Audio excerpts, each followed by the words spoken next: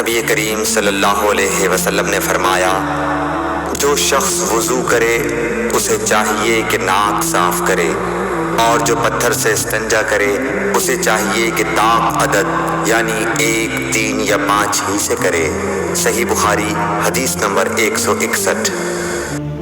رسول اللہ صلی اللہ علیہ وسلم نے فرمایا کہ جب تم میں سے کوئی وضو کرے تو اسے چاہیے کہ اپنی ناک میں پانی دے، پھر اسے صاف کرے، اور جو شخص پتھروں سے استنجا کرے اسے چاہیے کہ بے جوڑ عدد یعنی 1 یا 3 سے استنجا کرے، اور جب تم میں سے کوئی سو کر اٹھے تو وضو کے پانی میں ہاتھ ڈالنے سے پہلے اسے دھو لے، کیونکہ تم میں سے کوئی نہیں جانتا کہ رات کو اس کا ہاتھ کہاں رہا ہے۔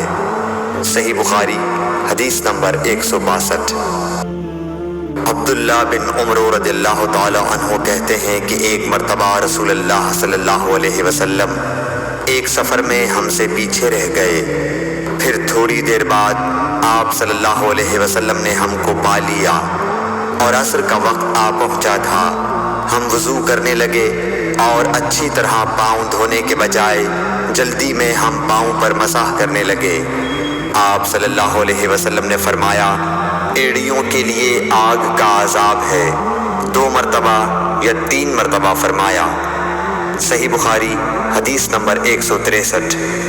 حضرت عثمان رضی اللہ تعالی عنہ نے وضو کا پانی منگوایا اور اپنے دونوں ہاتھوں پر برتن سے پانی لے کر ڈالا، پھر دونوں ہاتھوں کو 3 دفعہ دھویا، پھر اپنا داہنا ہاتھ وضو کے پانی میں ڈالا، پھر کلی کی، پھر ناک میں پانی دیا، پھر ناک صاف کی، پھر 3 دفعہ اپنا منہ دھویا اور کوہنیوں تک 3 دفعہ ہاتھ دھوئے، پھر اپنے سر کا مسح کیا، پھر ہر ایک پاؤں 3 دفعہ دھویا، پھر فرمایا، میں نے رسول اللہ صلی اللہ علیہ وسلم کو دیکھا کہ آپ میرے اس وضو جیسا وضو فرمایا کرتے تھے، اور آپ صلی اللہ علیہ وسلم نے فرمایا کہ جو شخص میرے اس وضو جیسا وضو کرے اور حضور قلب سے 2 رکعت پڑھے جس میں اپنے دل سے باتیں نہ کرے تو اللہ تعالیٰ اس کے پچھلے گناہ معاف کر دیتا ہے۔ صحیح بخاری حدیث نمبر 164۔ ابو ہریرہ رضی اللہ تعالی عنہ لوگوں کے پاس سے گزرے اور لوگ لوٹے سے وضو کر رہے تھے۔ آپ رضی اللہ تعالی عنہ نے کہا، اچھی طرح وضو کرو، کیونکہ ابو القاسم صلی اللہ علیہ وسلم نے فرمایا، خشک ایڑیوں کے لیے آگ کا عذاب ہے۔ صحیح بخاری حدیث نمبر 165۔